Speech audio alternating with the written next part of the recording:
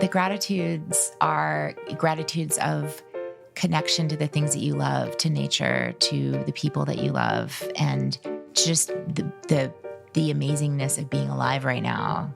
I mean, that is a miracle in and of itself. The fact that we're here, as far as I know, I'm really right here. Yeah. And we're all talking to each other, and we're talking about some pretty hopeful stuff in the midst of what doesn't really feel like it. That's right. Mm-hmm. That's right. And that is really cool. Yeah, it is. We already know what helps. Connection is the cure. It's our deep and meaningful relationships that give us hope and healing. Welcome to This Helps. I'm Marlon Morgan. Join us as we practice authentic and vulnerable conversations that inspire us to go deeper with the people in our own lives. I'm Hannah Ravitch, and we're so excited to have journalist and author Anya Kamenetz with us today. She's the author of several books, including The Stolen Year, How COVID Changed Children's Lives and Where We Go Now, co-creator of NPR's Life Kit, Parenting, and she writes the Substack newsletter The Golden Hour, exploring climate, children, and mental health. Anya also advises the Aspen Institute and the Climate Mental Health Network on how to support children in the face of climate change. Anya joins us today to teach us how to raise thriving kids in a changing world. Anya, welcome to the show. Thanks so much for having me. It's a pleasure. First, found out who you were and got to know your work with the book in 2017. Is that right? 2018. 2018. Okay. All right. I'm kind of going back too far. But you had a saying in that book that you sort of summed it up for us, and it's been our family's mantra for screen time. Oh, wow. Yeah. I still think it was the best way to explain to my now 11-year-old what screens are for and how do we use them without them using us, and that they're a tool and that it's okay. It's not a shameful thing. But would you mind just talking a little bit about what led you to write that book? So In the Art of Screen Time is the book that I wrote, the first book I wrote after I had my kids. Okay. So I had been covering education in different ways and really covering it from the student perspective for a number of years. Yeah. And what I learned, my previous book was about sort of cost, quality, and access in higher education, and how this new realm of ed tech innovators was bringing different solutions to all of these issues. And there was this one conversation going on around technology in the world of education that was bright and full of promise and excitement. And then when you took it home, there was so much fear, so much guilt, so much shame. That makes sense. And I wanted to reconcile that for myself because I felt like I could see both sides of it. And so The Art of Screen Time really was my attempt to get through the research, parse it out, and figure out, well, what do we really want for ourselves and for our kids? It's a great question. I think it's hard to even know what we want when we don't know what's even possible. I think even with the last few years with AI, it's like, well, I didn't even know to say that or to not say that you know, about what we want. But yeah, you kind of took us with you and your mother, right? And you have how many kids? I have 2 kids, but I should say the mantra because you asked me to say it. Anya, what you're going to find out from this, and we'll probably leave this in, is that you're a professional at this, and I've been doing it for like 9 months. That's amazing. This is my second job. I'm all about the learning experiences. But in The Art of Screen Time, I just basically boiled it down. I stole Michael Pollan's, he said, eat food, not too much, mostly plants. So I said, enjoy screens. Yeah. So they're for a purpose. Sure. Not too much. Yep. And mostly together. I love it. Can you unpack it a little bit? Yeah. Yeah.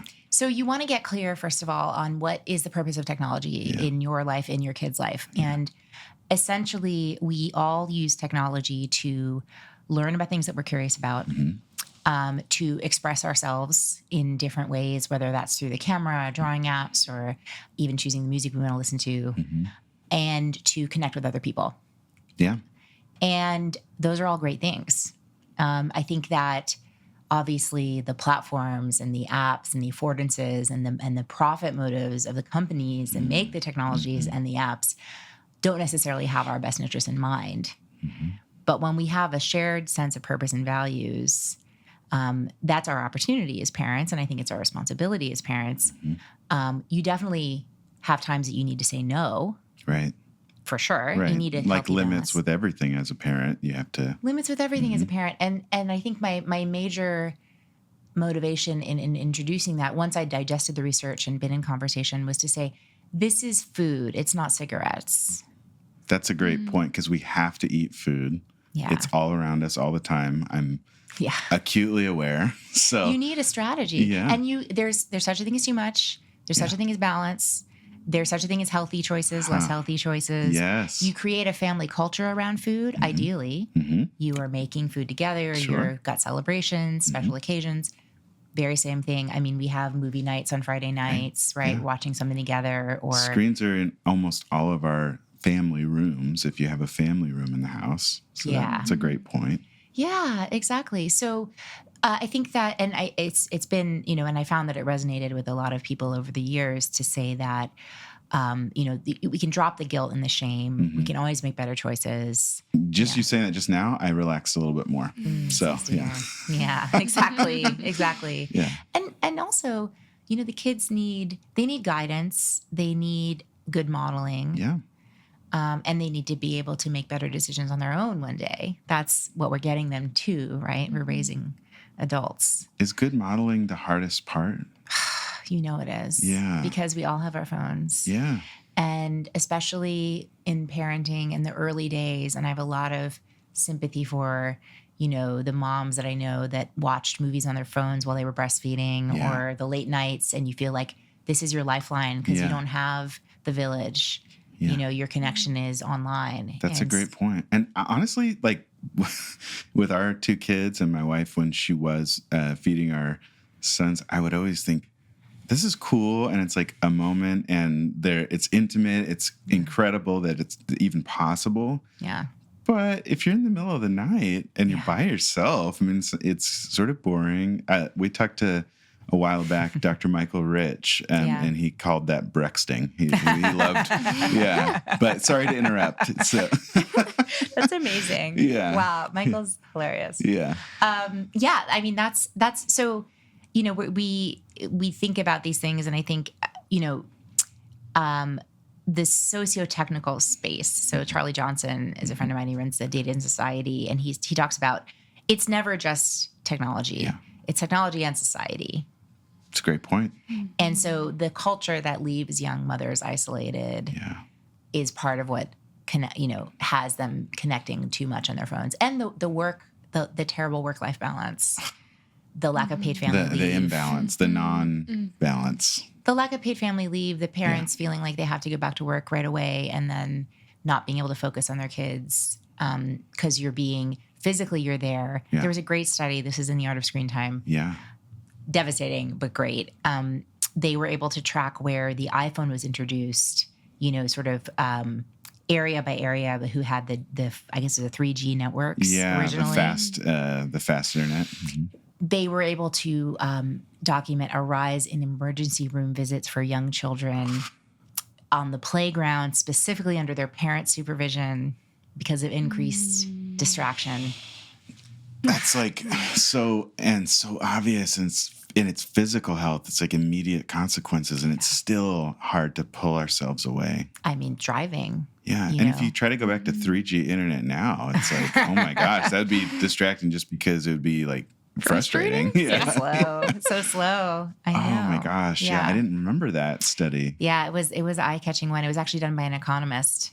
So they were, I don't know what crossed their mind to do it, but it was pretty devastating. And we all want to think that we can multitask, but yeah, not even a thing. We kind of know at this point, like you look at what the brain's doing, and and it does. I mean, it does. So I don't go in for guilt and shame, but I do. One of the area of research that got me the most kind of was the, Jenny Radesky. I was on the panel with her yesterday, and she did the study, the fast food study, which was observing families in a fast food restaurant, and like 85% of the parents ignored their kids' bid for attention because they're staring at their phones, and the kids' little hands like pushing the phone away from mommy's face.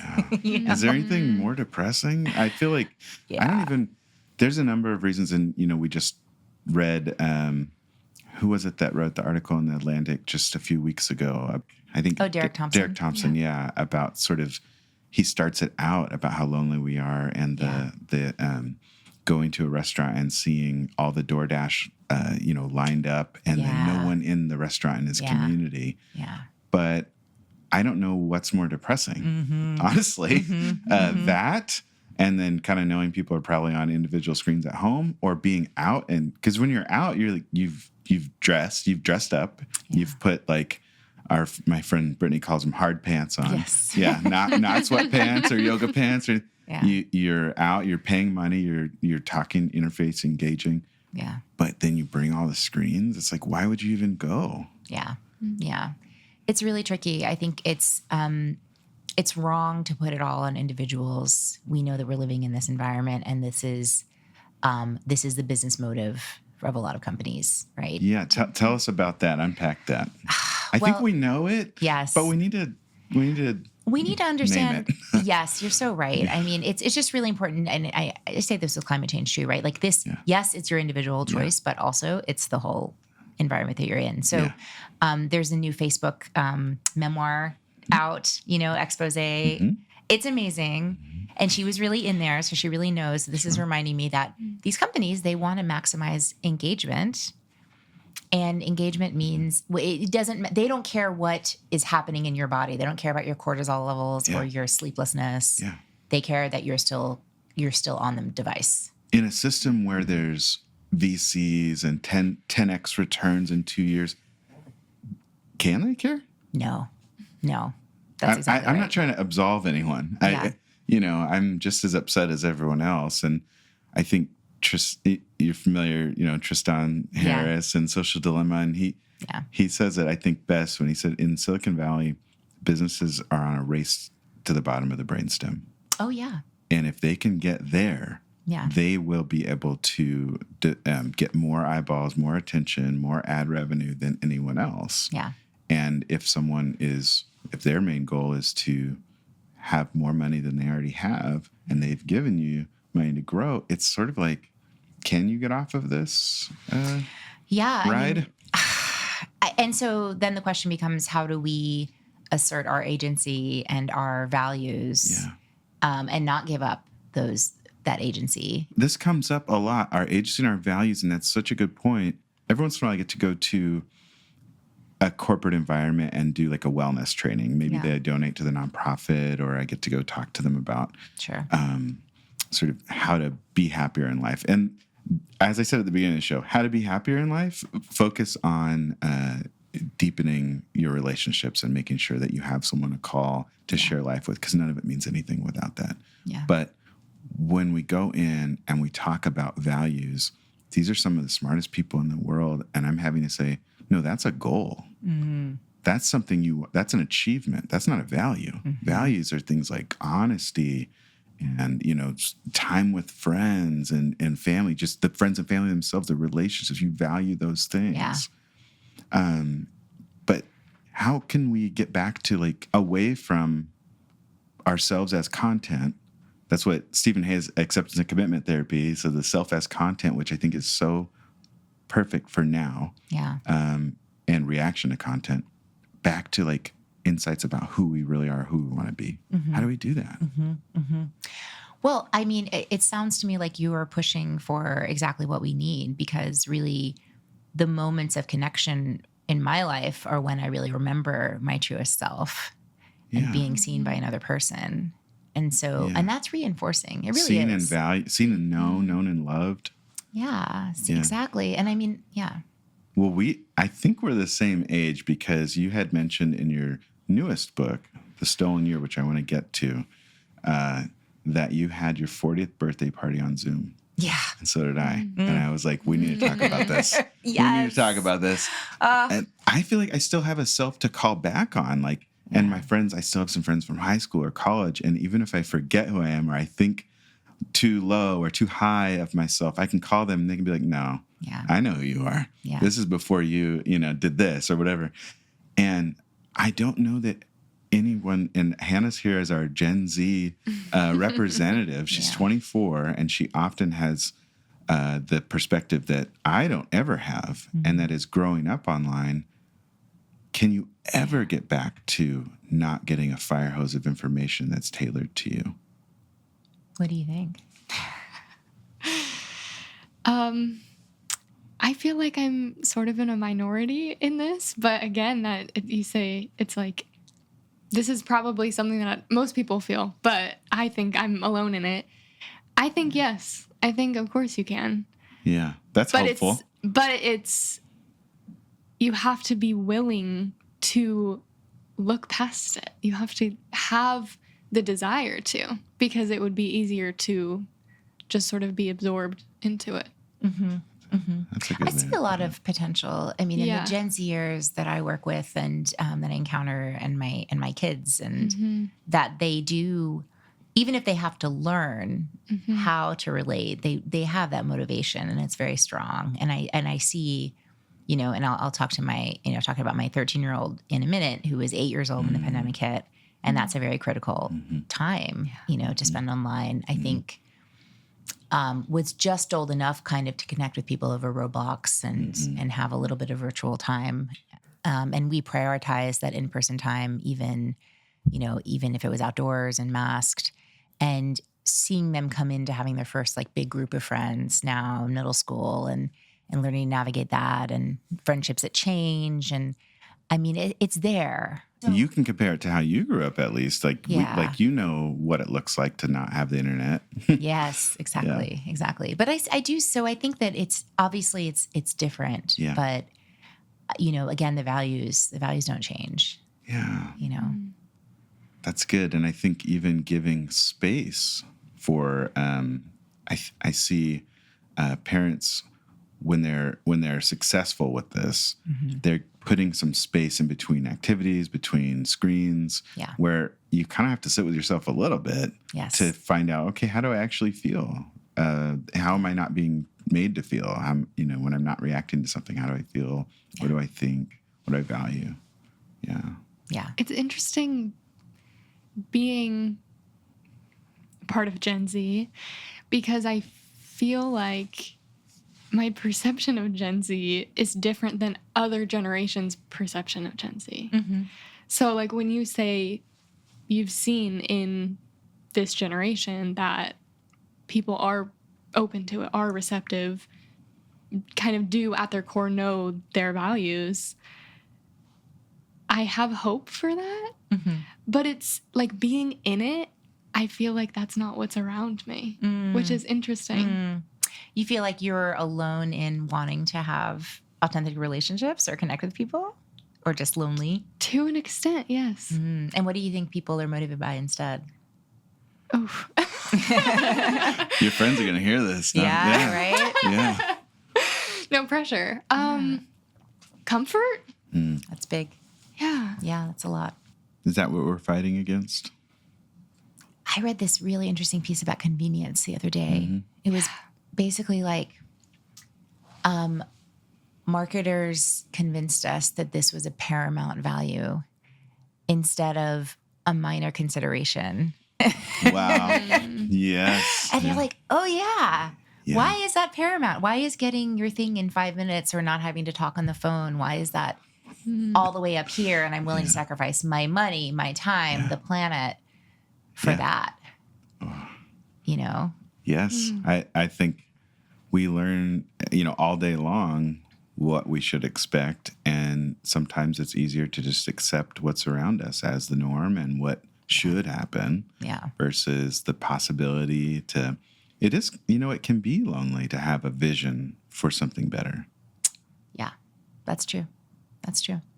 It can be lonely to, a lot of times I follow sports now a little bit because my son likes it. He likes basketball. But before that, when I worked in a school district and different things, people would want to talk about stuff all the time. Like, and nothing wrong with Dancing with the Stars, but like at some point, if it's all you talk about or just the meme or whatever's newer, you really do miss out. You lose out on this whole other human experience. So I want to talk about the stolen year. Tell us about what led you to write this book. Yeah. So I had a great relationship with my editor, Ben, and we'd done 2 previous books together. And when the pandemic hit, I was, working from home as a national education correspondent for NPR. Yeah. My kids were 3 and 8. Mm-hmm. My husband was also working from home. And I knew right away that school closures were going to be a really big deal. And that was for 2 reasons. One was that I'd covered education technology. Mm-hmm. I knew the shortcomings of remote learning intimately. Sure. I knew how they were a force multiplier for inequality. I also had covered the immediate aftermath of Katrina, and then I'd covered it 10 years later as a reporter for NPR, doing a deep dive on what had happened.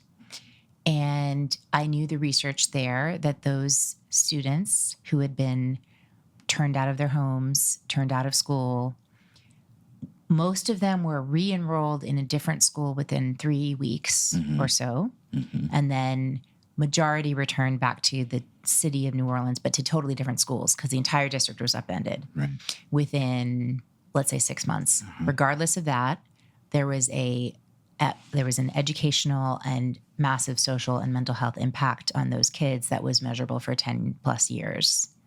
Wow. And I said to myself, this is a fair comparison. I called up the researchers that I knew the best, not only from the New Orleans example, but from other places around the world that had closed schools because of wars, the Ebola epidemic, the Rwandan genocide. And obviously these are all horrible, extreme social breakdown situations. So was the pandemic. Sure. So I just was like, earthquakes. Yeah. So I called up these researchers. I said, is this analogous? What can we expect to see? Yeah. And I published this story in April 2020. I went on the air on Morning Edition, talked to Steve Inskeep, and I said, this is what we can expect to see. And he said, this is shocking. You're comparing this to Rwanda and Katrina. And I was like, yes. Right. And we're going to see these things. We're going to see toxic stress on caregivers and on children. We're going to see divergence because rich parents are going to protect their kids at all costs and poor parents are not going to be able to. We're going to see college going and high school graduation rates take a hit. We're going to see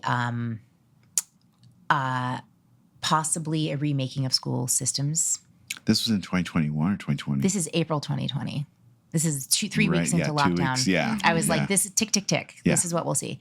And that was also for me because I was like, I got to wrap my head around this because you were processing it a little bit because you had this information that many of us try to ignore, honestly, because we're trying to get through the day or we heard it and it was sad and we did what we could but this is your job. I mean, and you had this really great, unfortunately sad, but great vantage point of what happens. Plus I was living it. That's true. I had a kid out of preschool and a kid out of 3rd grade. Yeah. So my editor called me up and he said, this is a book. Then that spring. And I was like, I can't write a book. I'm reporting 3 times a week. That stressed me out to think about you doing your job, going on NPR, doing all this, high pressure stuff. Yeah. And then someone calling you and saying, or your editor, who you obviously have a good relationship with. So it's kind of like, oh, you have to do it.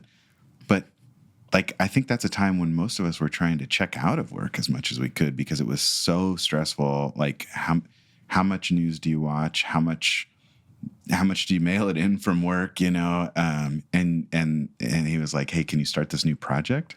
I got very burnt out from it. So I will say, okay. On the I'm other sorry end to bring it up then. No. I mean, it just stressed me out even hearing it. But it was a huge moment of purpose. Yeah. I mean, at the same time, I don't regret at all. I'm very grateful. And I thank Ben in the early part of the book because I needed that sense of purpose. It kept me going. It kept me going through the tough times. And it helped me process because my job was to call people up who were in a very similar situation to me. And remember at that time, I mean, everybody who had kids at home. Right.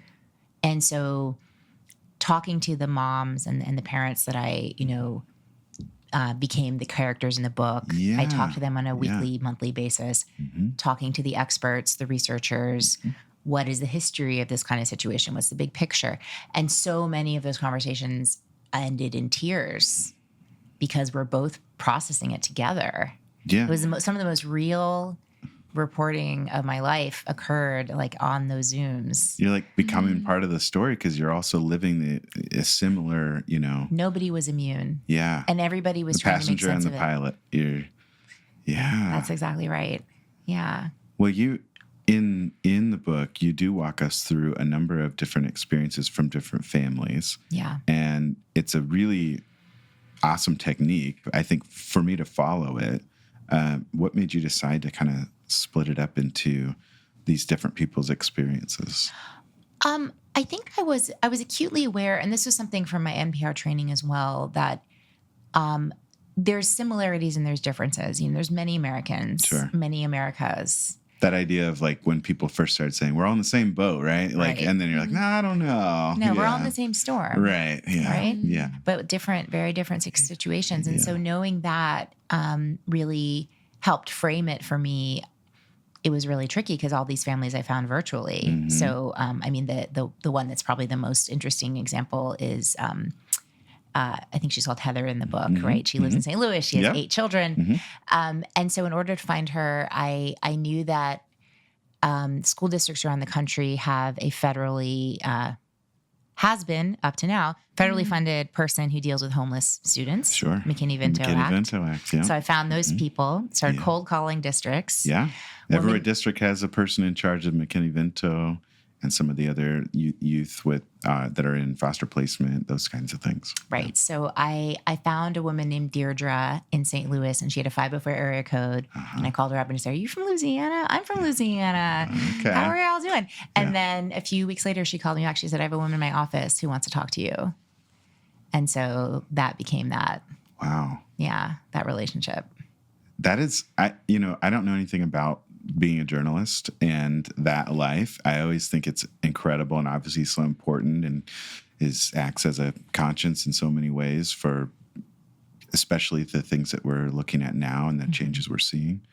But it's hard for me to imagine in having worked in a school district, hey, this is Anya Kamenetz. You may know me from my best-selling books or NPR, but I'm calling you to talk about McKinney-Vento, and maybe do you have a student or a family that wants to talk about their experience? Is that how that goes? Totally.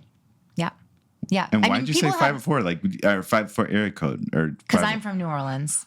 So it was just a commonality. Because I was like, St. Louis. It's so random because she Yeah. was from the original. That's why I knew. I was Yeah. like, for some Louisiana people are like that. And that's when you pulled out the y'all. That's the first time you said y'all today. Yeah, And I that's noticed right. that. That That's was right. good. Yeah. Yeah. Nice move. That's exactly right. Wow. We didn't have our normal toolbox Yeah. to go out there and go face to face. And the thing that I'm so grateful for, and this really goes back to the theme of this conversation, is because of the job that I had, my job was literally to listen to people. You almost, there were a few times in the book where I'm like, this feels like therapy, a little bit. And Oh, yeah. did you feel sort of, you had to probably feel in over your head a little bit with some of the sadness. I'm saying that as a therapist who has felt in over their head in therapy, trying to do therapy. So, Yes. yeah. There's so many ways to answer that question. Yeah. I did have to read into sort of trauma-informed therapy, Yeah. trauma-informed journalism Right, because you don't want to make it worse. and vicarious trauma, which Yeah. is the experience of the journalist. Yeah. Vicarious trauma, moral Protect yourself. injury, Yeah. because you can't help them. You're just listening, witnessing, and that does something. It doesn't fix it. I had my own therapist, but I think Good. in many ways the work Yeah. that I'm doing now is that broke me up a little bit. It broke the glass because as a traditional journalist, there are lines that you don't cross, and there's detachment, and that just became really impossible, especially since it's happening in my house where I am They're all the time. hearing your kids, or if you have Yes. dogs, they're hearing them bark. Or, Yep. All of the above. Yeah. And I think in some ways the pandemic gave that to all of us. Yeah, I would agree. Yeah. And being at work, so many times we talk about false self and taking our false self to work, or seeming like you have all the answers, or being in control. We were seeing, really high up leaders, professional journalists. We're seeing all kinds of people with someone walking by in the background, Yes. trying to get some cereal or something. That's a Yeah. great point. The intimacy piece. Yeah. Was there a point for you in the pandemic where you kind of felt like, is this, as horrible as all of this is, are we learning something about how important, are we learning kind of what we're missing? Because you have to, I'm sure you work a lot. It's a hard job. Yeah. It's competitive too. Yeah. So Yeah. what was that moment like? I mean, I think the biggest thing for me was not missing any bedtimes for 3+ years because I didn't get on a plane. And since my babies were little, I took 3 and 4 month maternity leaves and I traveled a lot. And so, and my kids never held it against me. Neither did my husband, but I felt the difference of being there together all the time. Gosh, yeah, you're gonna make me feel like I've missed like 5 bedtimes in a row. Now. It's hard. It's really hard. And I mean, the kids are resilient, and there's lots of ways to be close to kids. But that's the thing I'm grateful for. Yeah.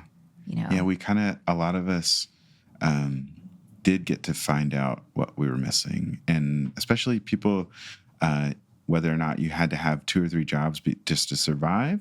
I've talked to folks that kind of said, I did, even though some of my jobs were deemed necessary, I did have more time at home still, or I had to be because of childcare.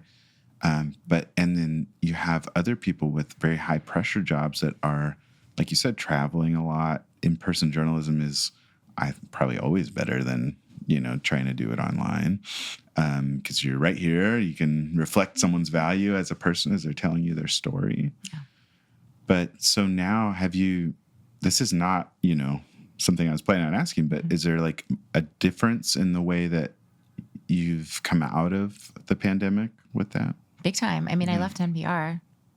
Is that part of that decision that you made? Definitely. Because, I mean, I am very proud of the work that I did there and the discipline that it required, but I needed to be able to live my values a little bit differently. And in the combination now of advocacy work and more personal writing, as well as some traditional journalism. And you have an excellent Substack, The Golden Hour. Yeah, Thank you.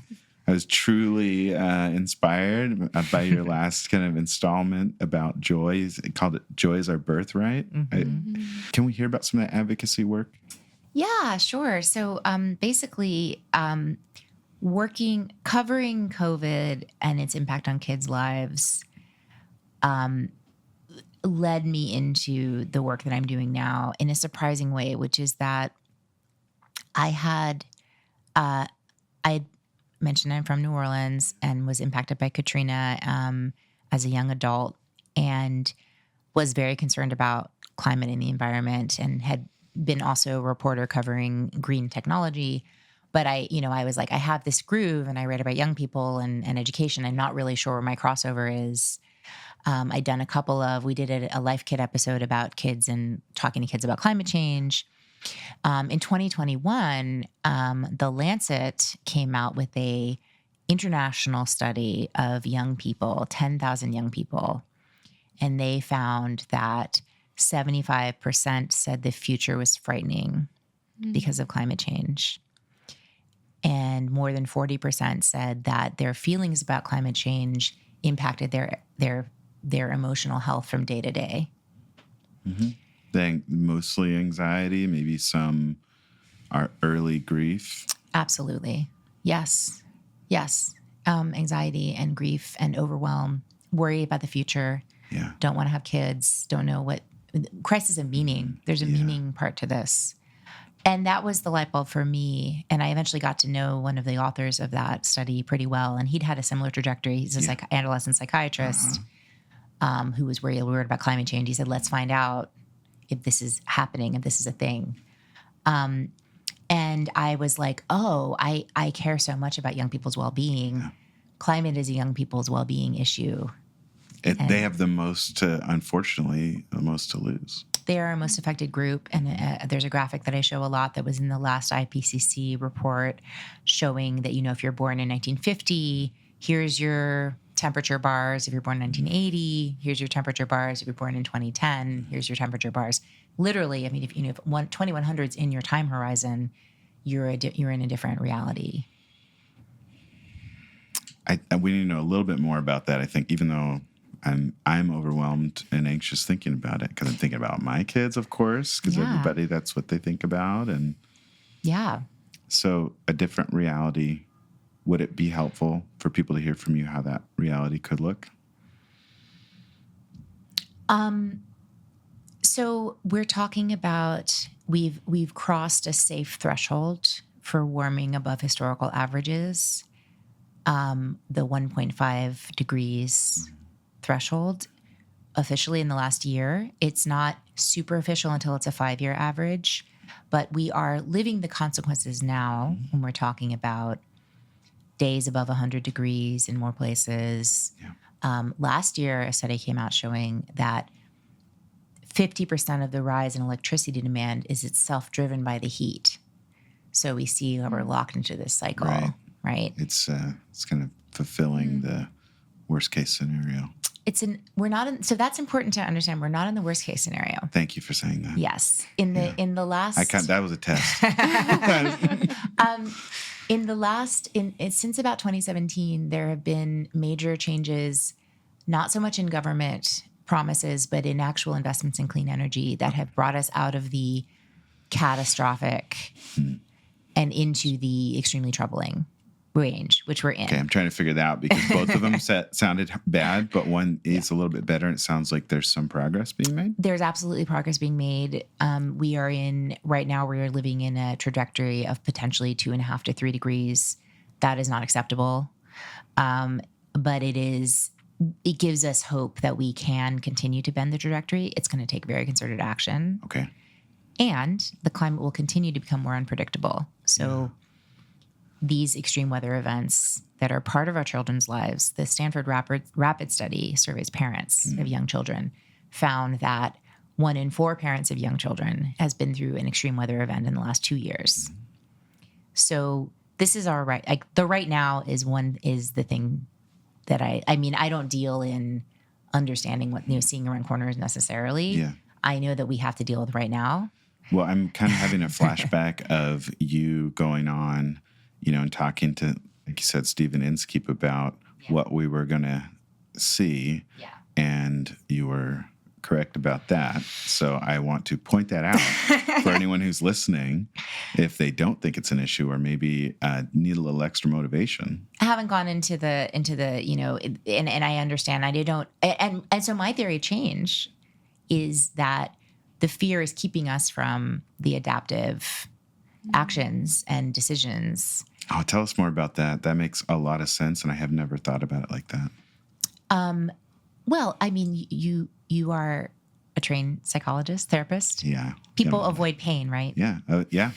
We avoid pain and we seek pleasure, and even like the worst thing we can do for our pain, though, is avoid avoiding. We got a chance to talk to even someone like Anna Lemke, Dr. Lemke, who tells us, hey, you should be feeling some pain, because if you're not, or at least have some proximity to pain, because if you're not, you might just fall into that comfort cycle of being sort of a battery in the matrix. That's so interesting. I love that. Well, actually, yes, that's my key thing, right? So I discovered the work of a woman named Joanna Macy.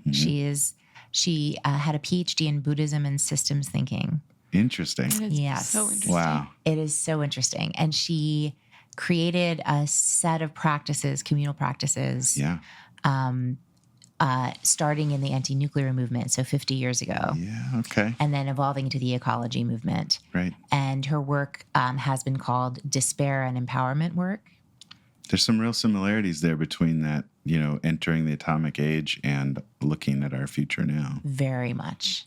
And how do you open the window of tolerance to develop the empathy for the 2100 world and the people that will be there? It's so hard. And how do we do it when we're so separated? I'm getting chills here today, but but her key insight that allowed me to move into this work is that you want to honor your pain for the world, Mm-hmm. you start with gratitude. Mm-hmm. You ground yourself in gratitude for what you have, what There's you the love. Buddhism piece. There's a Buddhism piece. And you recognize that your pain is a sign of your connection. Wow. So my pain is almost a message reminding me that I'm connected to all of this. That's right. Yeah. I think that's going to be helpful for our listeners. It's a huge asset that we have. Mm-hmm. We have our anger is our. It's going to be helpful for me, I should say. It's helpful. It's so helpful for me because the fear, is a sign of what we value. What you fear happening, what is under it is. You're gonna have to stop. It's too much. Okay, I'm slowing you down only because. Yeah, you should. A fear. We need to unpack that. Fear is a sign of what we value. Yes. What are you afraid of losing? Fear is also a statement of trust because you have to trust that your fear will be heard if you can express it. Some efficacy or empowerment. Yeah. How do we get that? You cultivate it. I mean, you come together in connection.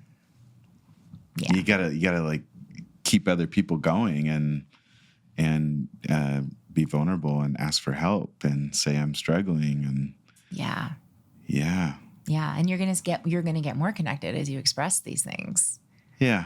And then you can relax and then you can feel more and then you can relax and the feelings transform into, ultimately, we want to take, she has a bodhisattva path view, right? Which is you do ultimately take action outward to make the things better. You're on the middle road, but it's kind of like when the Buddha goes outside the palace and kind of sees all the pain and suffering. Yes. Yes.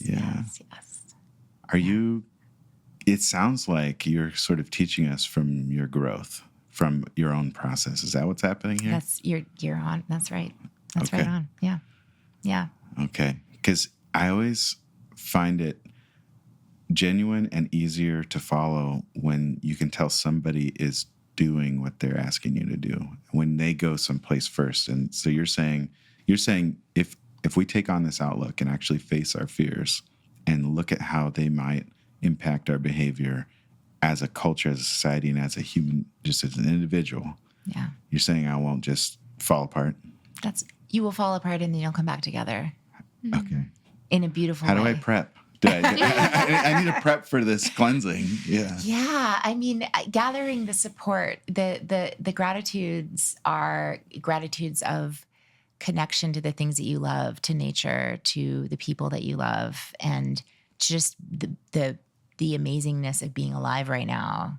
That is a miracle in and of itself. The fact that we're here, as far as I know, I'm really right here. Yeah. And we're all talking to each other, and we're talking about some pretty hopeful stuff in the midst of what doesn't really feel like it. That's right. That's right.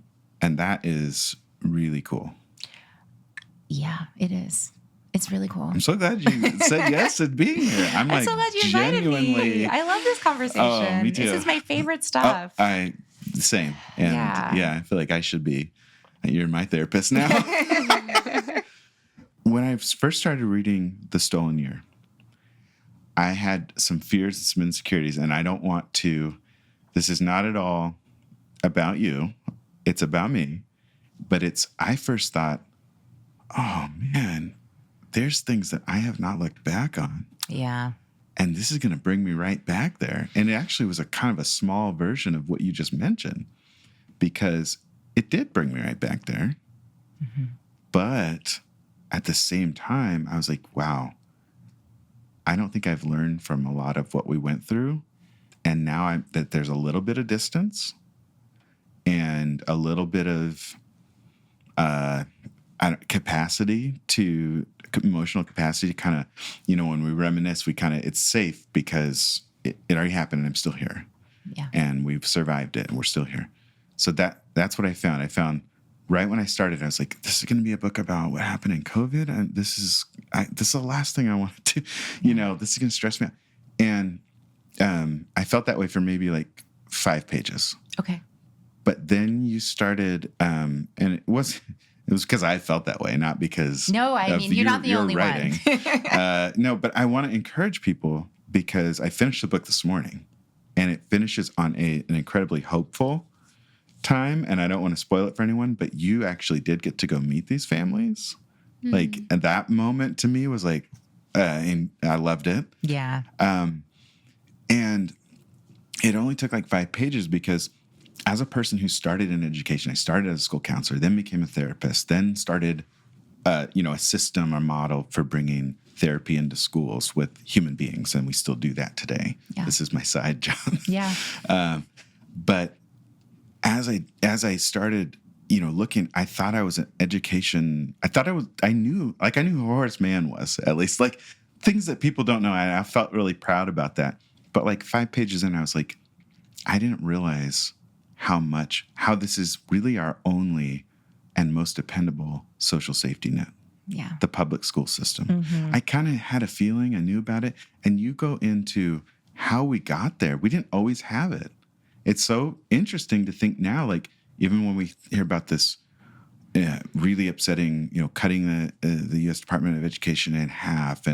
But then I did some research. Okay, well, it looks like Jimmy Carter, my favorite president, honestly. Yeah, he's great.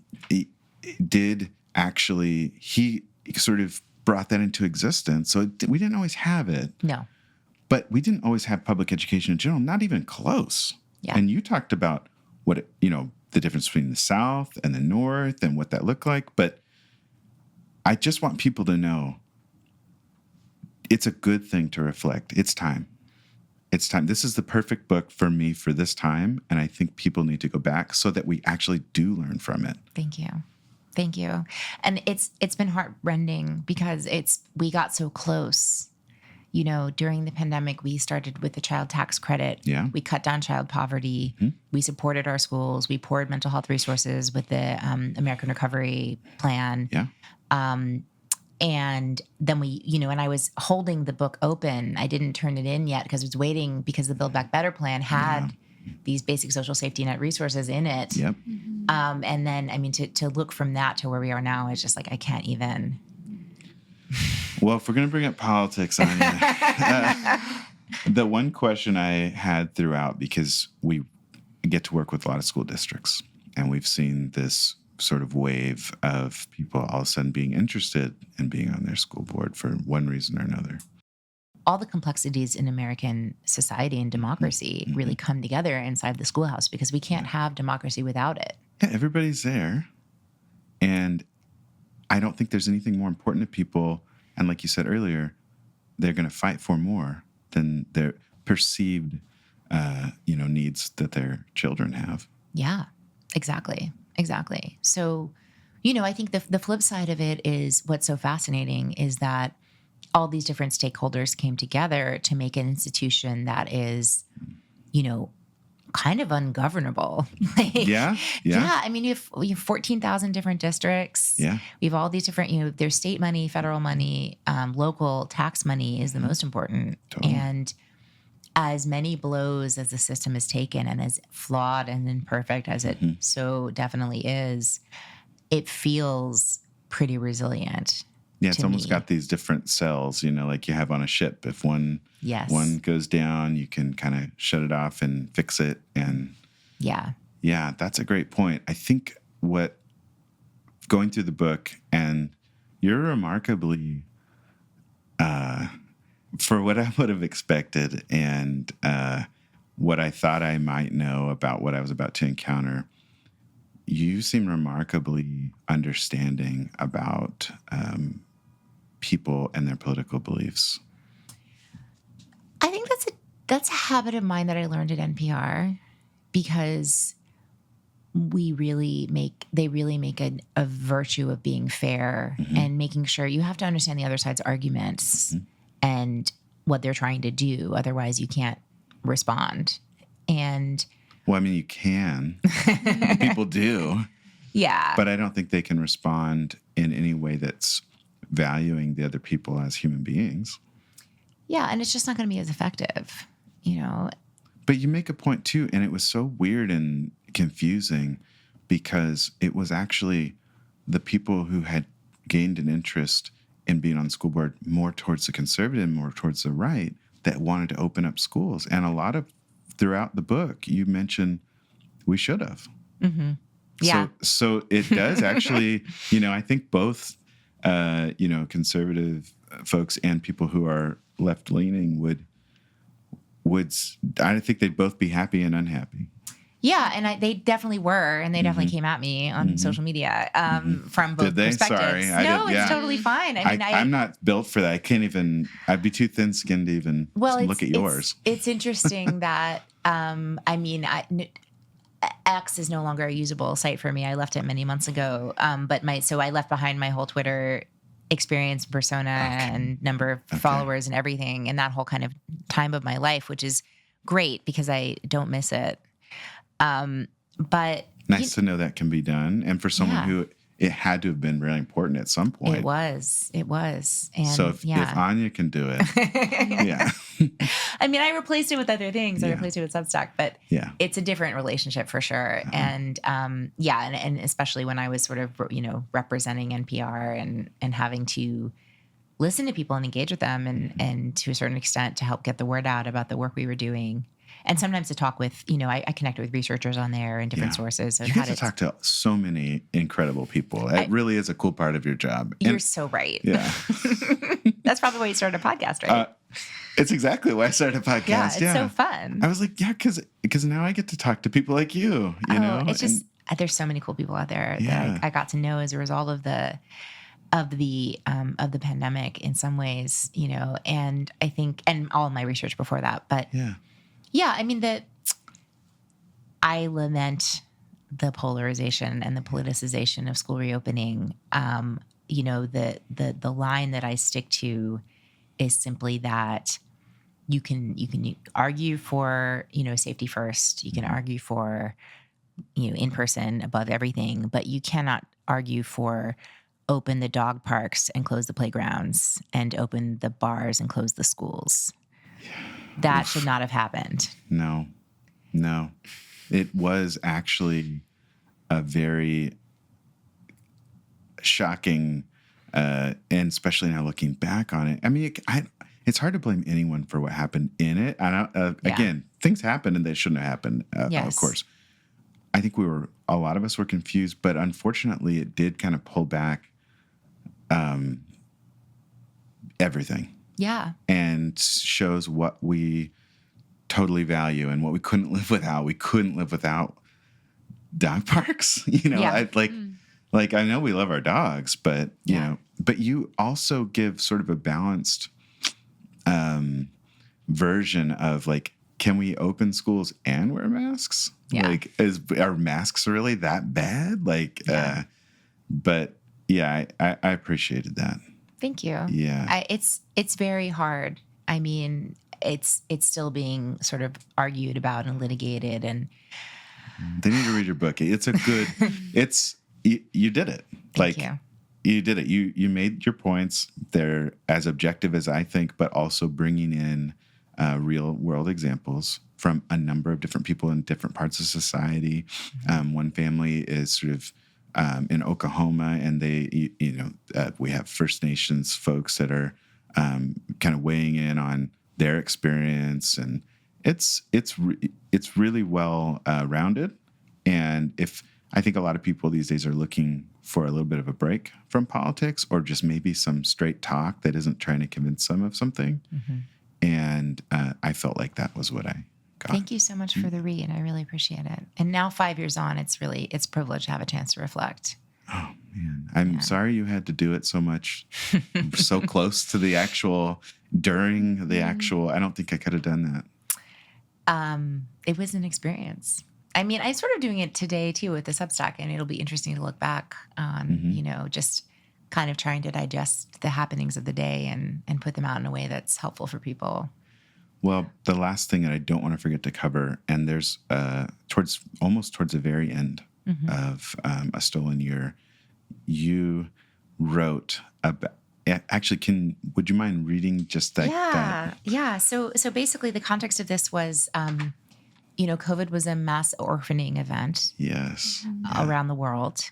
and I wanted to talk to children that had lost somebody. Yeah. And so I reached. It was heavy. It was a grief-focused few pages. Yeah. But the unexpected delight and treasure of that reporting experience was not only talking to those kids themselves. I talked to two kids who were Mexican-American in San Antonio, and they lost their poppy who they'd lived with. As a coda to that, I was invited there to give a talk, and the kids came to the talk, and I got to meet them in person. Wonderful. Yeah, it was really wonderful. Yeah. And their parents too. But in talking to the bereaved kids, I was able to talk to bereavement counselors who work with kids. Yeah. And run grief circles. You learned a lot. I felt like I was back in grad school. I was like, she's really going deep on this. I really did. So just you wanted me to read this, right? Yeah, please. Yeah. So this is an approach to grief counseling that was shared with me, and it comes from someone named Alan Wolfelt, and he calls it companioning. And the quote is, "We are not the experts on your grief. You are. And we seek to understand that through inquiry and through listening. The goal of companioning isn't about finding your way out. It's about honoring the journey as you walk it." When I read that, I thought, this is it. This, like we talked about earlier, going through the really hard stuff, acknowledging the truth of what we've been through, the loss, the grief. The benefit of doing that is that now you can use those relationships or those experiences, to make your relationships even deeper. Yeah. Yeah. The vulnerability and then the strength that comes with that. To go one step further,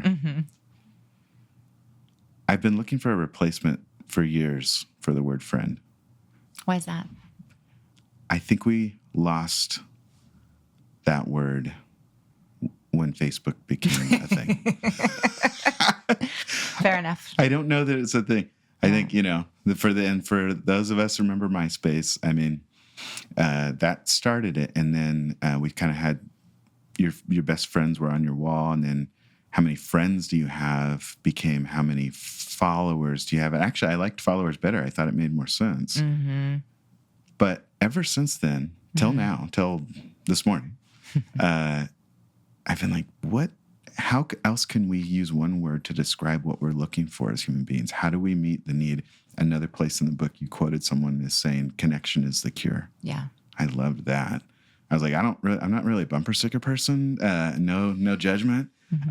But that would be one, if I saw it, that I would like to have. But companion kind of gives this image of walking with someone, and then I was like, well, where's this coming from? What's the Latin root, And so I looked it up, and it was with bread. So it's kind of like with eating bread with somebody, breaking bread, which is an intimate thing, which implies you would be more than just an acquaintance. Yeah.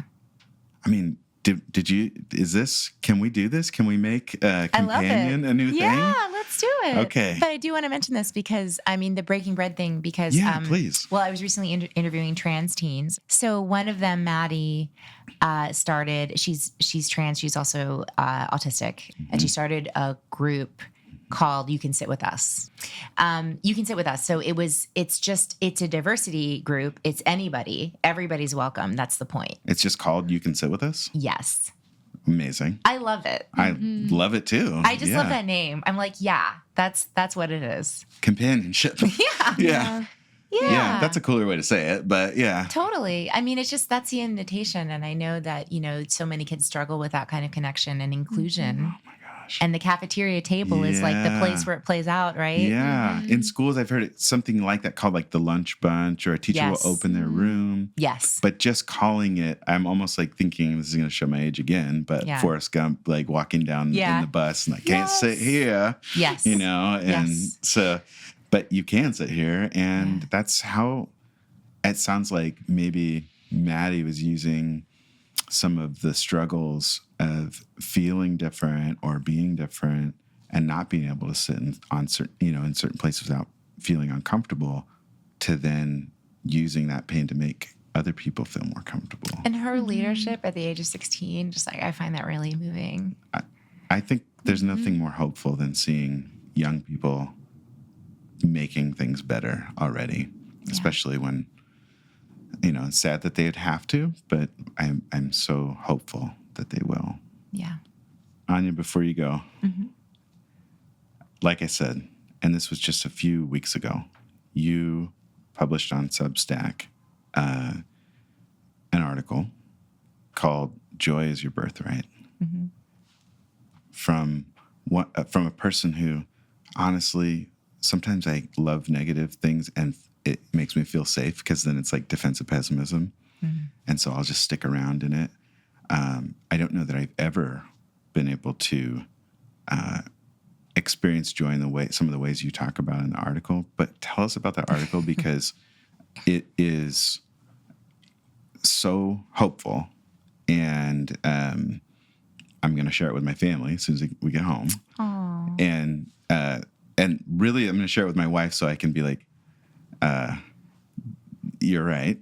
You're right. I take things that maybe even too seriously. But tell us just kind of the experience you had. Bring us to that day in the park. Okay. Oh my gosh, this is awesome. You're going to out me as a unicorn. This is tricky stuff. I didn't say it, So I mentioned a couple times I come from New Orleans. Yeah. I also come from a Jewish background. In both of those traditions, there is a very dedicated place for joy, celebration, and connection. Yeah. In Jewish tradition, they say you should not separate yourself from the community. And so I was just reflecting on, there's a time in the calendar, which is this early springtime, which is the tail end of Chinese New Year, Asian New Year. It is carnival time, Mardi Gras. And then we have Purim, which is the Jewish carnival, essentially, holiday. You mentioned there may be some drinking involved. You're basically commanded to get extremely drunk. Okay. And there's costumes involved and all of that. Costumes are about your play, and it's about, not knowing that it's a persona and that it's temporary, and that you have a little bit of freedom there. So, okay. Got it. And it's really connecting it to the spiritual for me is obviously the communal is there. There's what's called collective effervescence, which is this group experience that we have as part of a community, as part of a family, in a relationship, but also in a society where we can be lifted up and be bigger than ourselves. And, that Mel Durkheim was that his? Yes, that's right. Yes. Yeah, sociologist. You mentioned that, and I was like, great. There he is again. You feel it in a stadium when you're doing the wave, and these is like part of the human experience. And so I wrote about, and another part of my community is I'm part of the Burning Man community, which is really dedicated to communal art and silliness and just play throughout the lifespan. And this is a big part of parenting too. I feel like you're not doing right by your kids if you're not diving into that for them. It is a dang. Don't mean to be. Sorry, I don't mean to should you. I'm just saying. It's okay. But one of the themes I brought into that piece was just reporting that I'd done, and this is dark, right? Yeah. Thinking about during the family separation crisis. Yes. The Department of Health and Human Services at the time had said there's no more money in the budget for things that are not necessary to human life, because when the kids are in detention, they're legally required to have crayons, ball, outdoor play. And so I call up these developmental experts to tell me, hey, actually, this is necessary to human life. It's a developmental need to have play and recreation. And even though you have kids in this totally inhumane, not only even though, because they are stressed, because they're under stress, they need it even more. They need oxygen to their brains. They need to be able to get out of the moment while they're still in the environment. Yeah. And this is a tip too, actually, when you have kids who've been through trauma or toxic stress, they will process it through play. Sometimes that distirbs the parents. Yeah. To see them reenacting the experience through play. But that's what they need to do. Yes. You need to be safe for them so they can do that. They need, exactly. And so this is about this is a core human need. Play is a core human need. Joy is a core human need. Laughter. is a core human need. And so that's how I found myself at the competitive winter picnicking, doing a unicorn death march. Tell us what that is. Explain what that is. It's pretty much inexplicable, I'm sorry to say, but Yeah. it's just like a group of people that like to have themes and do improv. Competitive picnicking. Competitive. So every picnic has a theme. There's food that goes with the theme. There's usually a pun involved. There was a small clams court, which I really loved. They had clams and they had a courtroom. There were some clowns doing clown stuff. I can't really explain what they were doing. Yeah. And then we had the unicorns, and they were inflatable, and they were in a little like boxing ring. And then my friend did a cake smash. Yes. Which was very fun. There's some photos too. If you go to Substack, The Golden Hour, there's some photos there. This is so silly. I can't believe I'm talking about this. I'll be totally honest with you. So I have the group of friends that I have, that group of friends, it's the most diverse group of friends that I'm part of by age, ethnicity, country of origin, work that we do, class. We are. Are they from your neighborhood, or are they people you've met? They are many people. Many live nearby, but many others are across the country. Okay. So it's a combination. It's a community of people. And during the pandemic, we had a weekly Zoom.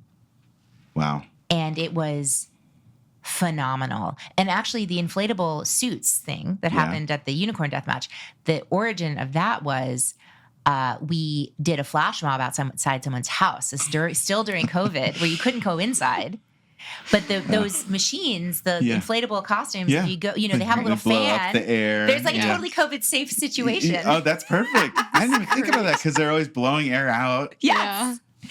It's basically like a hazmat suit. Yeah. Oh my gosh. So we showed up at our friend Greg's house, and he'd lost somebody, not to COVID, but he lost somebody recently in his family. And this is his birthday. And we surprised him and showed up outside his house with music and streamers and an inflatable T-Rex. Wonderful. Yeah. What a nice surprise that would be. That's, oh my gosh. I just want to make the excuse I felt too depressed to do that. And I'm so thankful for you and people like you that were getting outside themselves and making other people feel better. That's always the way, isn't it? You do it for other people. I don't want to admit it. Don't you make me admit that. Oh, yes, it is. And it does feel good. And it does feel good. And then it gives you something else to have gratitude about.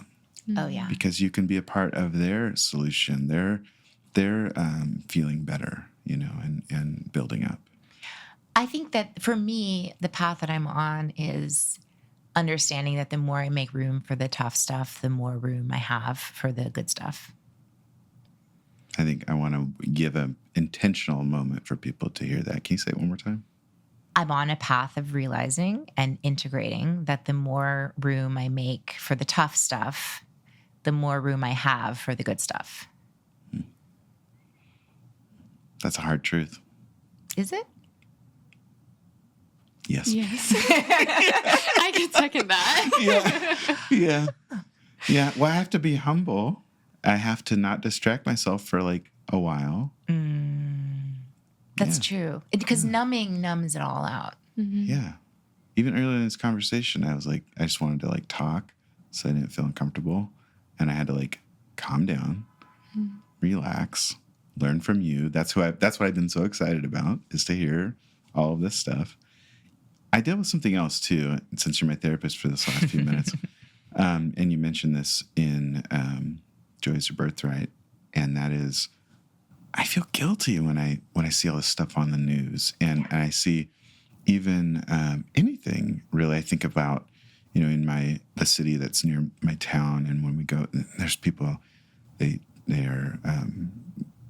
don't have what they need, and it makes me really sad. And then I think, I can't put on a costume. I need to be like serious about that. You know what I mean? Like I'm not at all judging that you're doing that. I know it's necessary, and I know I'm a better dad and a better husband when I do it. Yeah. But what is that? It's so real, right? Yeah. Because we don't want to be callous, and it's the flip side of that feeling like we're connected to everyone, and we are connected to everyone. Yeah. Right. Yeah. And so there is something like hard to imagine about doing that. And I'm also here to say that we need to do both, right? We need to have that compassion and have that. And I go back to my Jewish tradition too, which is to say that in the Jewish tradition, we have a strong ethic of if you throw a party or a feast, you're going to put some aside for charity. And that is part of what your celebration is. And in previous eras, that would literally be like seating the beggars at your wedding. Yes. Having that open space. But if not that, then for sure you save a portion of what you're... So you leave room at the most important event of your life for people to come that maybe weren't even going to eat that day. That's the idea. That's the tradition. In the modern day, we often compartmentalize more and you just give them money, Charity, but it's the same concept, you know? It's a great concept. Yeah. I'm jealous. I'm jealous of your traditions, and that's really cool, though, the groups that you can point to, that you belong to, that you can take from, especially when you need it. Oh, most. yeah.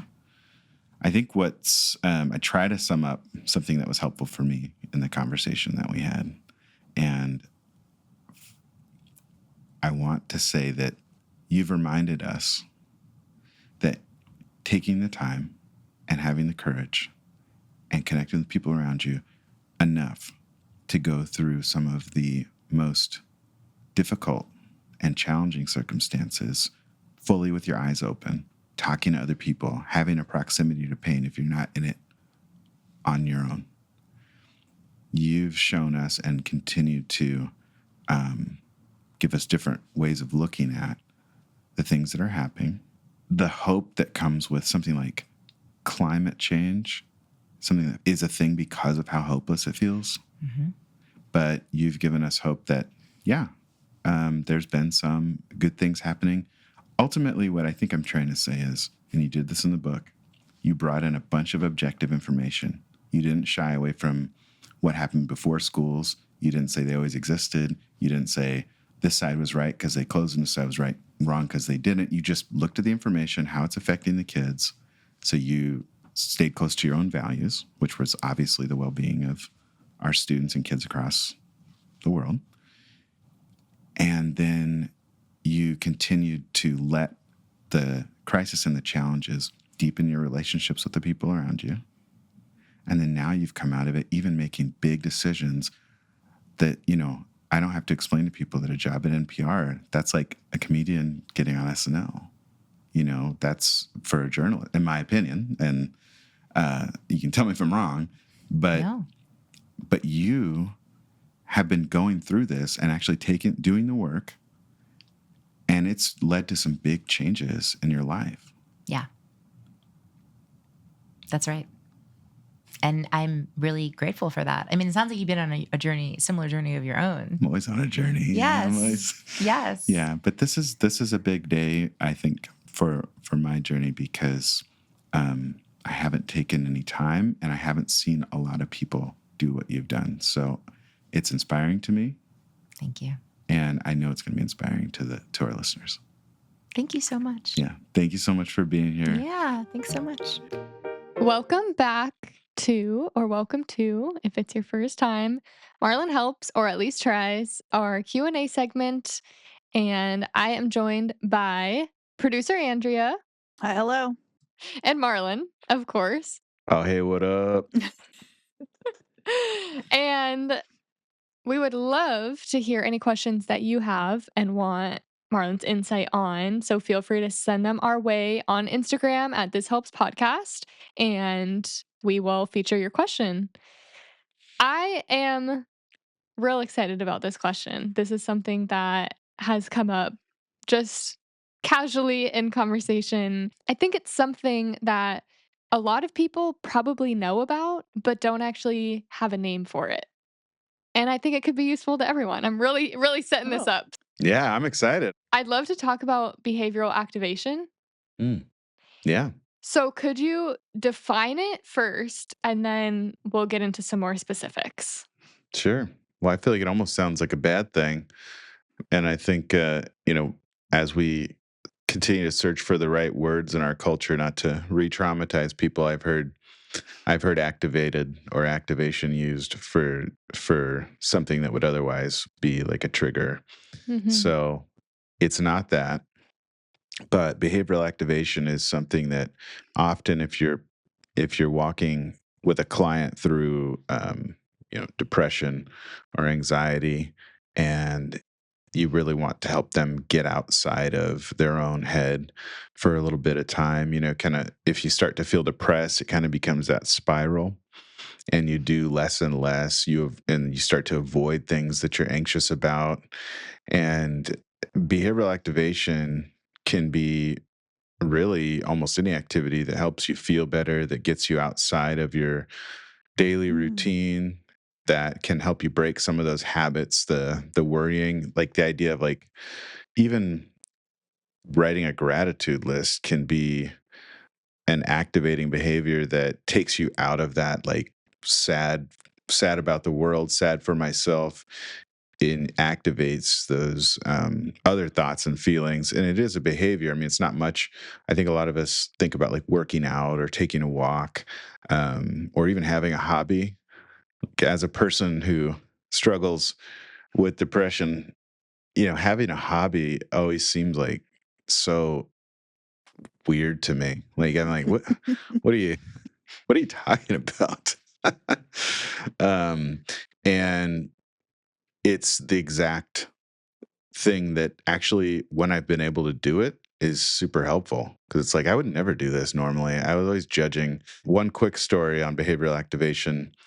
Again, vulnerably, as someone who uh, tends to skew negative on the old thought cycle.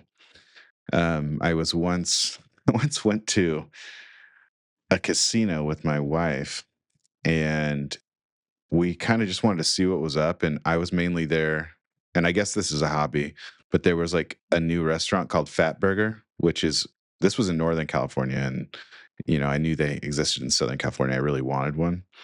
And it just sounds like two things that I would identify with. And I did, and it was good. So that was a behavioral activation that wasn't necessarily healthy or helpful, but it did get me out of my thoughts for a little bit. I learned another lesson though. I looked across the like food court in this smoky casino, and there was just this kind of old, dusty white man reading a book, and he was waiting for his wife to gamble.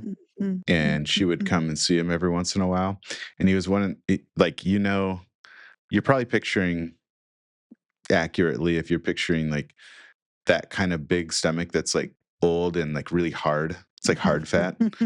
And he sort of had his book as a novel resting on the top of his stomach as he read. And I just started like in my mind, like ruthlessly, he was reading a Clive Cussler novel. And I was like, who reads that? Oh my gosh, ridiculous. And again, I hate how judgmental all this is, but you know who else hated it? My wife, because I told her, I was like, look at this guy, Clive Cussler guy over here. And she was like, you know what, Marlon, you should read that book. You should read that. You never read fiction. You don't have any hobbies except for trying to go find a fat burger. Boom.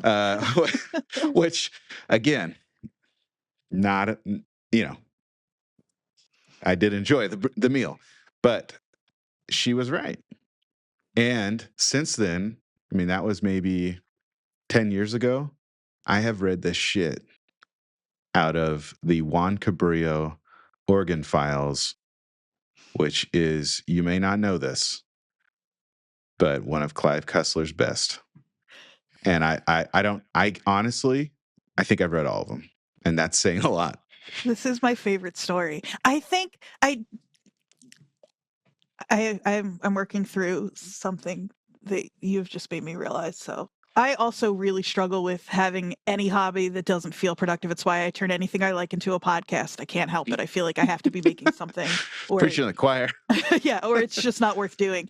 And I think, but is part of that, oh boy, there's something to it. Because first, first you started talking about this in terms of like someone who struggles with depression. Yeah. And there's some connection there for me that is like, it's the way that depression wants to keep itself working and to tell you that it's meaningless to do something that is just fun, like, is pretty impressive. And it's really hard to let yourself do, like, how did you get to a point, this is a real question, where you could read Clive Cussler and feel like, I need to get to the end of this for the podcast. I know you're like, but no, I love this. I think this is going to be the longest episode, the longest segment ever. How did I get to that point? It took someone who I know loves me to call me out. It was my depression speaking. You know why I didn't like seeing that guy? Because it made my depression worse. Right. I saw him and I was like, holy shit, it's so smoky in here. And he's just reading this novel. Like, he's alive. Like, he could be doing something good. Let alone I could have also been doing something good, not just eating something good. But I understand that. I didn't understand just like idly reading through a book that, and if anyone goes out there and starts buying these novels, it's fairly predictable. You do know it's a little bit formulaic. But to get to that point, I had to have someone who I knew loved me and call me out and be like, don't you think maybe you deserve to relax sometimes? Maybe you don't have to prove your worth 24/7. And it still seems weird to me. I still have a hard time. I go through, times where it's easy to sit down and read through, Poseidon's Arrow or whatever book it is, The Emperor's Revenge. But and there's other times where I go months without it because I'm like, I got access to these people that are smart. They can help change the world. I want to join them. I want to link them up and unify and lead this mental health. What a huge need, And I start to think it's all on me, which is another weird form of like narcissism, really. It's just the kind that makes you miserable a different way because it's like, I'm the one who can do it. But no, that's why it's a good reminder for me every time we open the episode with what's most important in life is sort of deep, meaningful connection with other people and living out our chosen values. That's great. Okay, I have a follow-up question. Really, for me, because I feel like I've been trying to figure out, okay, behavioral activation sounds a lot like discipline. What's the difference? Tell me what you mean by that. Because for me, behavioral activation was actually the opposite of discipline. It took me... I feel like the definition of it is very much like doing something that you know is good for you, even though it might not be something you want to do. It's funny because I kept thinking fake it till you make it. It's like a kind of like do it anyway thing is what it sounds like to me. So I totally see what you're saying there. And with discipline, I feel like that can be... You mean like self-discipline? Yes. Like, okay, well, I'm not motivated to work out. I feel like you commonly hear that with exercise, with going to the gym. I'm not feeling motivated, but I have disciplined myself to go to the gym even when I'm not feeling like it. And then maybe the discipline becomes behavioral activation because then you end up feeling better. Maybe this is just me overthinking all of it, but I think you're thinking it correctly. I think, just like the spiral can go down by one small thing after another, the spiral can go up. You can start to feel better with one small thing after another. And sometimes if I'm super sad or don't want to go for a walk, I'll tell myself like, hey, walk to the mailbox. Like, you can do that, buddy. Come on, buddy. Or read one page. If I read one page of a Cussler book, I'm in. But sometimes I have to trick myself into like a tiny step. This is how I get the dishwasher emptied. It's like one dish. One dish. And sometimes that's all I do, though. I think you have to let yourself be allowed to, like, because you can't lie to yourself. It has to be real, you know? One dish is better than no dish. But most of the time it gets emptied. But sometimes it doesn't. But yeah. Yeah, it creates a cycle in the other direction where you start to feel like, oh, maybe I can do this, or that's the idea of it anyway. And sometimes depression, not everything works all the time, and sometimes depression wins, sadly. But I do think it's a great strategy to stop the spiral downwards. Yeah.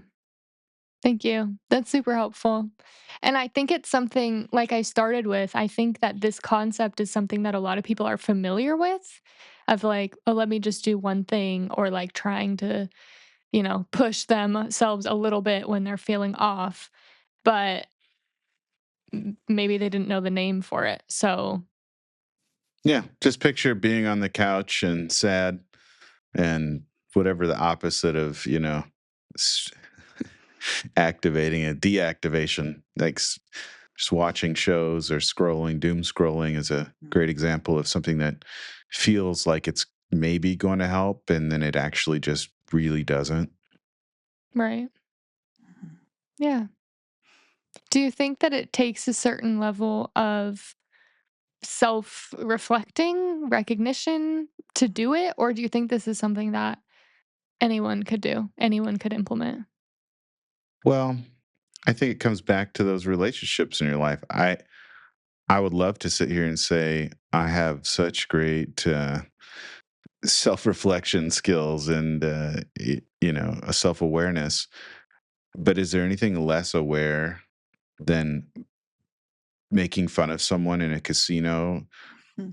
and kind of taking out my anger on that guy because he could enjoy his life and I couldn't?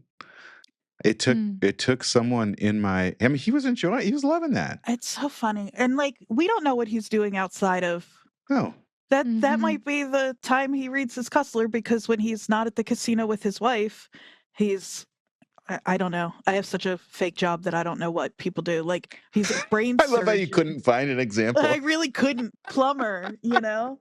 Maybe he's a firefighter. It's all the little I- people jobs, you know? You know what? He's probably not a judgmental dick, and I was. So, and it was because of my own depression and Right. not, Of course. not awareness. Hmm. It's easy to So do. I think and learn from Hmm. that guy. I think of him several times a year still, Mm. and just like what, you know, what. It's such a good, humbling reminder. But to answer your question, Hannah, I don't think anyone can do it necessarily. No one can do it all the time, and no one can do it alone. It Mm. does come back down to I would have just, some of my mean jokes are funny.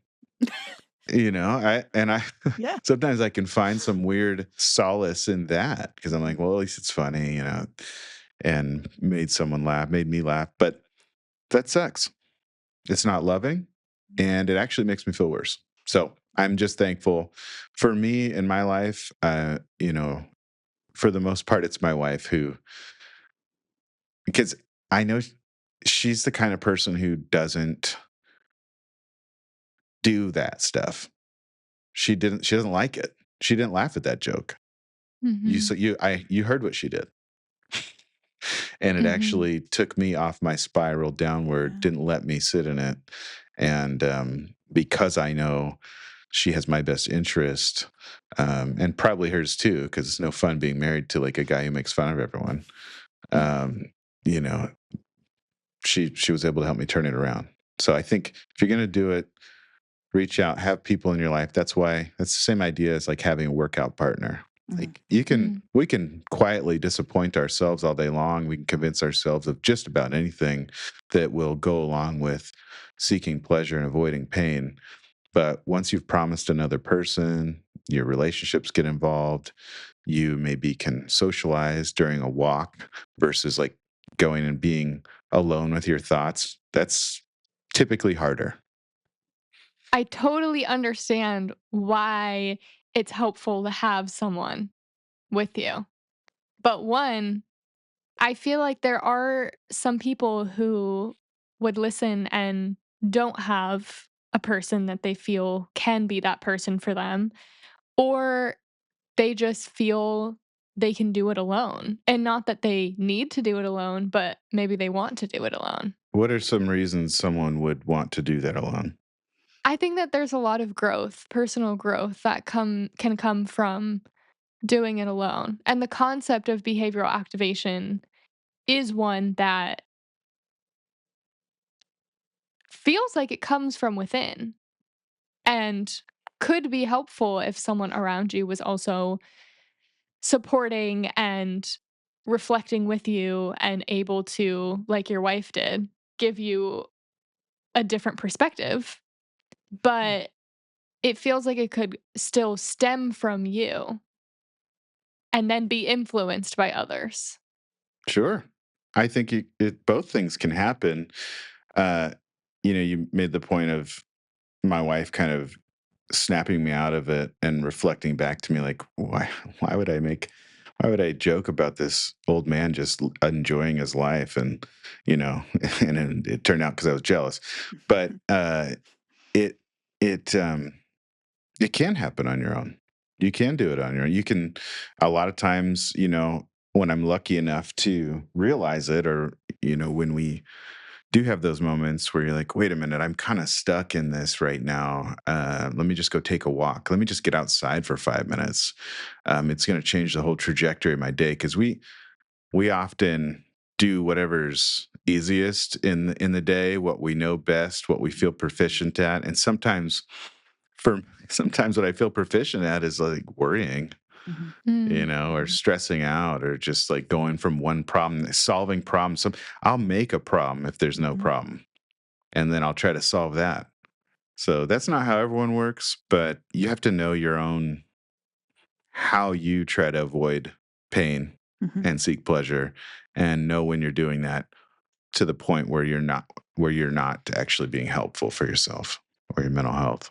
You can do it either way, but I would say that ultimately, whether it's behavioral activation or just living a life that feels meaningful and full of love and connection, we're meant as human beings, and I really do believe all human beings are meant to and seek out and would love, even if they've had horrible times in the past where relationships went wrong, people were abusive, people treat each other terribly.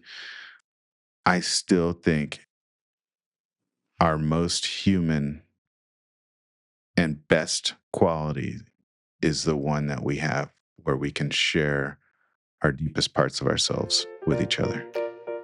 Thanks for joining us today. We hope it helped. Stay connected with us at thishelpspodcast.com.